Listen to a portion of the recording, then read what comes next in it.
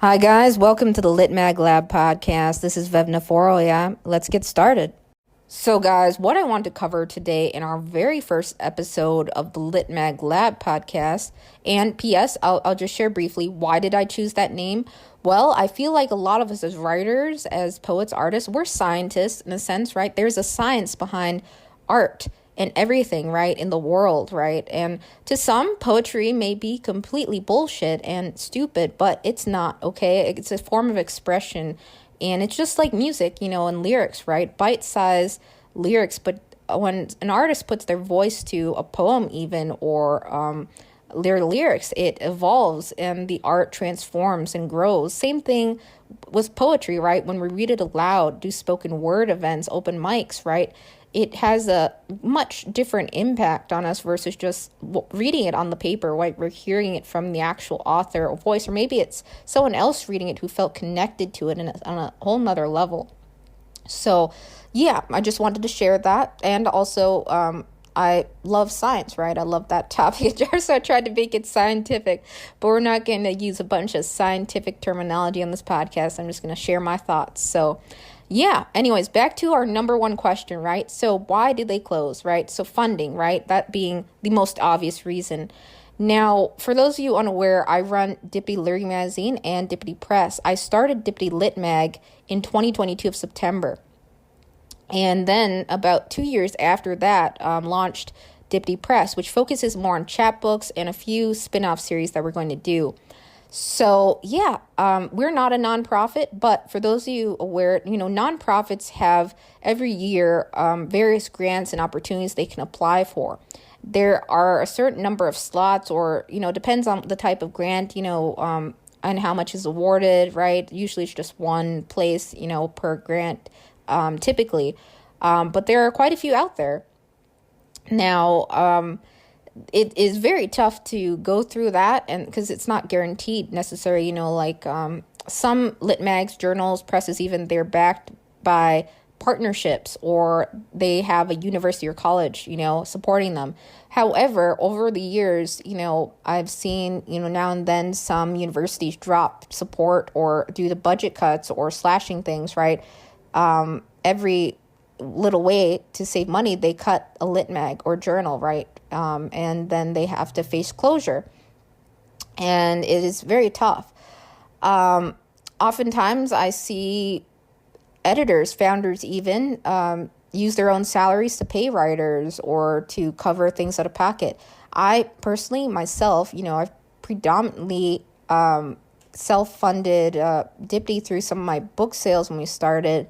And also, we have had some donations a little bit every year trickle in, but, we're nowhere near, I'll share with you guys, nowhere near thousands upon thousands of sales, right? Nowhere near that. And obviously, this isn't about money, right? We create lit mags, presses, journals, right? Because we want to share poets' work and writers, artists' voices further, and it is such a cool community of artists and connections that we form with the works that comes through, that I absolutely try, I'm sure you guys know, to do collages with a lot of our online publications, right? We're not solely an online publication, and I think it's good for others to have a physical form or copy of something from a lit mag or journal, but it can be very costly, right? Whether or not you're using a print-on-demand or various print-on-demand services, right, it's still quite costly because revisions add up. For me, revisions took a lot out of our budget and changes. But a good way to prevent that, is to make sure that you have like a full preview out to every contributor and everything, and they can comment, mark it up and stuff. And, sometimes there are changes after requested, and it happens from time to time. You have to, make those revisions when you can. But I think it is tough nowadays, some places are, footing the bill for the imprint, right? The barcodes, or some are, the listing fees can be quite high. And, some places are facilitating sending out copies to all contributors and everyone, right? Since we are nowhere near able to do that at Dippity Lit Mag, for instance, we just have like a discount option that goes out to contributors, right? So they can use that. But obviously, I would love to send it out personally to everyone with a box of Dippity style things and gifts and everything. But we're nowhere near that part to really facilitate something in that presented way. That's something I would love, like Dippity. I said Gippity. Oh my gosh, guys. Was I thinking about, I think I was thinking about the iCarly episodes. I have no idea why, but that, was it Gibby, right? The character in that. I don't know. I said Gippity. I don't know. I think I was thinking about gift shops too, or like gifts, to accompany your publication for contributors and everyone published in it. That's what I meant, like a little box or something like that. That's what I really would love to do. And to give issues or the past issue with that, but it costs money to do that. Issues, depending on the size, can be quite costly as well, especially full color printing. That's what we're doing. And it really depends on the place you're working with for, printing. Some places have local printers. Some places are facilitating all the shipping and delivery out themselves. So, it's tough. Sometimes lit magazine journals close, not just because of funding, right? But because the editor or the founding members have life events, or sometimes they'll pass the torch down if they can or can't. It will close, right? Depending upon if they find someone to keep things running.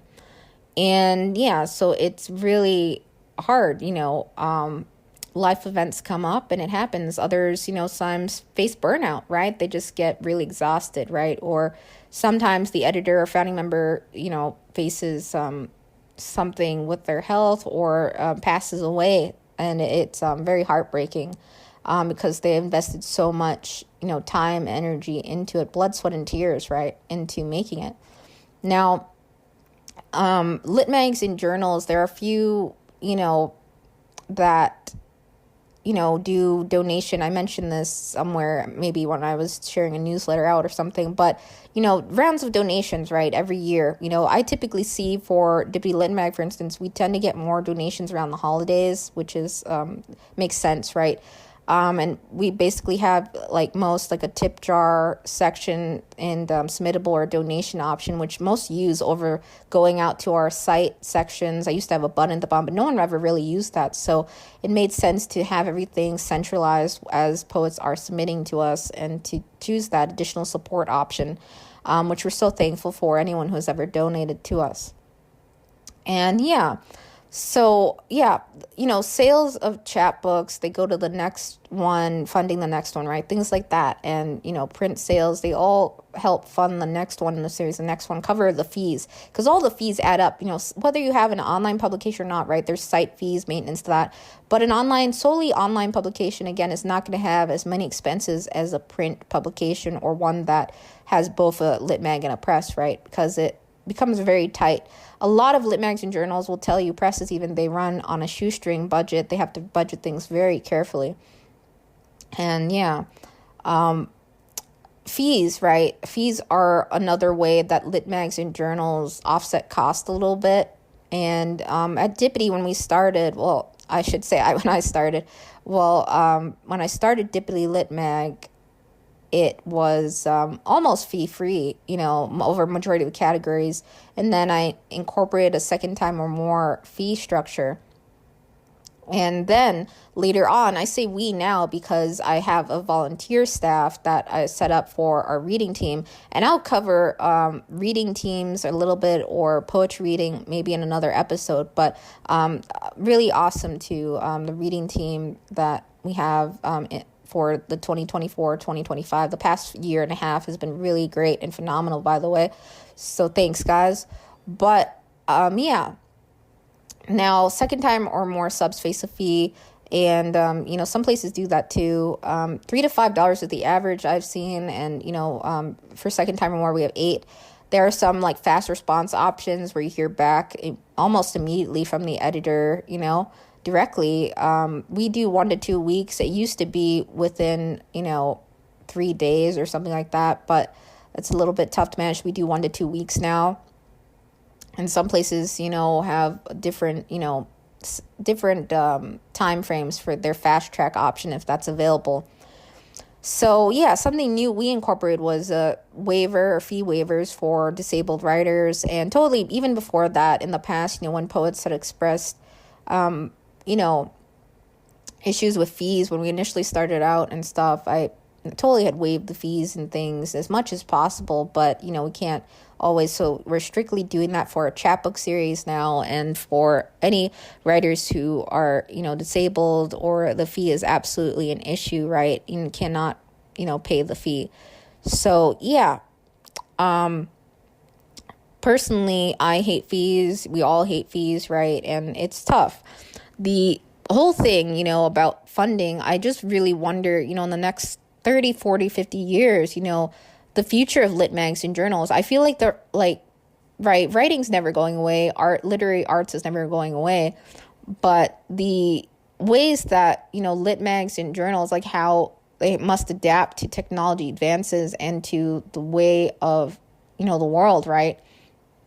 I don't think, print is going away anytime soon or anything like that. Obviously, a lot of digital reading is done on our mobiles and things of that nature, right? So it's so important to focus on accessibility and mobile reading. So a lot of lit mags, they have some subscription systems. Some have,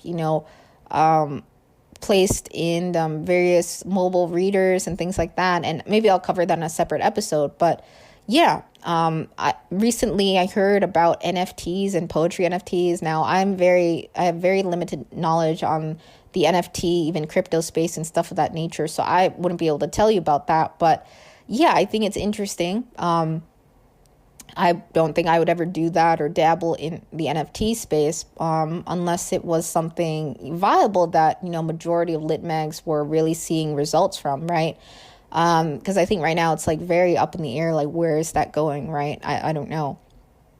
Of course, some artists have seen success with NFTs and things like that, but poetry is again a form of art and expression, but it's kind of hard to really see that in the NFT space to me. I know it's already been done a little bit, but I don't know. I don't have much knowledge on it, so I won't go there. But yeah. And so in terms of other ways, lit mags and journals can get funding, I've covered a few of the main reasons why they close, but I've seen some places hold like monthly workshops, where sometimes the lit mags or journals have a host of a workshop and they cover, various things in terms of the writing realm, improving your writing, or talking about even their book or how they started as a poet or writer, one-on-one workshops. And then there are like seat fees for those. And so workshops help fund things, and it goes back, right? Sometimes it goes back to the Lit Mag or Press, depends if it was hosted or not by the founder or someone else. Then, of course, they would split perhaps the workshop event, or really negotiate the terms of that. I don't know. But I've seen that help, like hosting workshops, monthly workshops and events, virtual meetings and things with the community of writers and artists. Also, Patreon, am I pronouncing it right? I'm sorry if I'm not, but I haven't really dabbled a whole lot. I had created an account once, never really did it, but I've seen some get monthly support from others. Think about Patreon, right? And other places that are similar.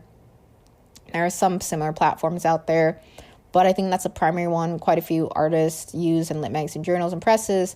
You have to come up with content that is unlocked with different levels of membership and stuff like that. So it has to be consistency there, right? And I think it's a cool way of support. There are other platforms where others can sign up as a monthly support and just do that, right? Give Butter is another one. And also I have seen, some various other donation setups and stuff, or monthly support setups, or things like that, monthly subscriptions. Now at Dippity, we don't really have per se a subscription system for our print issues, just our like a digital subscription option right now.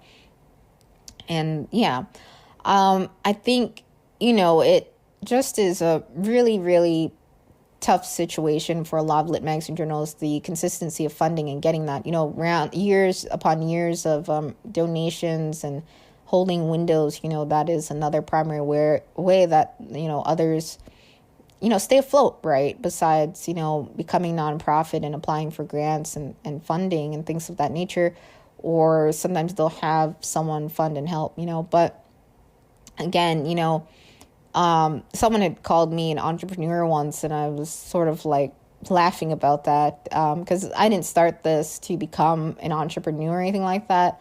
Although when I was little, I started like various ice cream. Well, I tried like an ice cream business and like a few other. I even tried, various desserts and stuff. Dabbled in candy making and stuff, and even like a organic drink juice, but I never went forward with it because I was, fearful of investigating the logistics of it. When I was investigating the logistics of how much it was, all the risk associated, my parents were reminding me, I decided to not do that. But I've always loved creating things and doing art, and it's always been a passion of mine. So this is a passion project. And yeah, so I was like laughing inside when someone said, "Oh, you're an entrepreneur, right? You have that entrepreneurial spirit." No, I wouldn't say that. More so, I have more so of a creative spirit. I love creating things, I love making things, and I love helping others. That's what I love. I wish money didn't exist, but obviously we all need it to survive and live and breathe, and for lit mags and journals to keep running. Money is always going to be an issue for lit mags and journals, right? Like to source and to get the resources and funding, and to facilitate things, to do more things with their lit mag series, their journal press series, right? To really continue it. There have been some absolutely, I won't name them all here or anything or do it now, but I may cover in future episodes, like spotlight various lit magazine journals, give my thoughts on them, a little bit, or things like that. But there have been some long-standing, amazing lit magazine journals, it's really amazing. And yeah, I'm not sure, what the primary way for each lit mag or journal is to sustain themselves. If it's sometimes, founding members do a pooling of salaries to fund things, to facilitate things, or they do other things. I've done like other projects, to try to put back into Dippity, and things like personal products that I use to fund things, like to pay listing fees and things like that, and to cover artist costs from time to time and things like that. So I've taken a little bit out of pocket from time to time to cover things. I've tried to really avoid that because it's really hard, but yeah, I think it is just going to be tough, the next few decades. I just wonder, where all the lit mags and journals, like how many will be in existence, right? There's thousands and thousands in existence today, several thousands.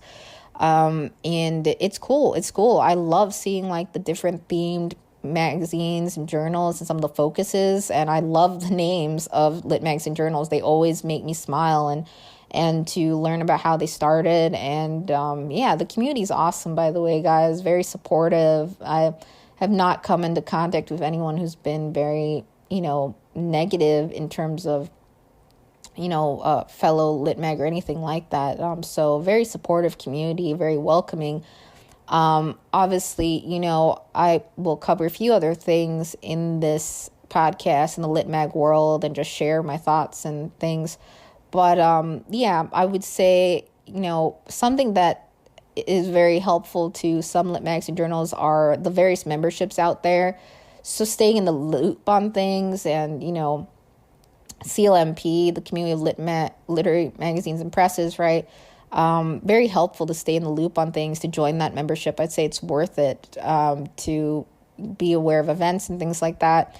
I obviously would have loved to partake in more on-site table events and things like that, but because physically I absolutely couldn't.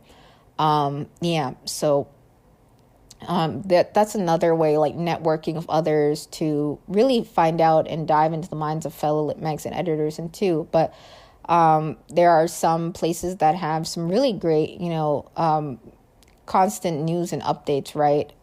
Things like that. For anything lit mag news related, there's various ones on Substack. Chill Subs is a great a great place. I'll cover, ways to find lit mags and journals a little bit, but just a heads up, Chill Subs is probably going to be mentioned in the next episode and a few other places. So yeah, it helps to stay in the loop and things, right? And to see the different ways you can support lit mags and journals, to find out what's happening, their open windows, things of that nature, to really follow them closely. So yeah, I hope this episode helps you, or the episodes I will be doing. And yeah, this is the first one. And yeah, there's no music on these podcasts besides the little intro here. But for those of you unaware, I have a couple other podcasts, and Dippity Lit Mag has Hummingbird Blank Nectar Poetry. Obviously, it's not called the Dippity Podcast, but others refer to it like that from time to time. I decided to keep the name because it's what sort of led up to Dippity Larry magazine, and it's been, it's been a lot of fun to do those podcasts and have others partake in it and share their voice. We started doing like group read collections, and then it sort of evolved into Dippity and everything. And yeah, and I just really want to say thank you again to anyone who's listening to this first episode. And in the next one, I hope to cover basically places again you can find to submit, resources and helpful things, just sharing. It doesn't hurt to share, yeah. So take care, guys. I hope you have a wonderful rest of your day, yeah? And write some poetry or, read some poetry, definitely.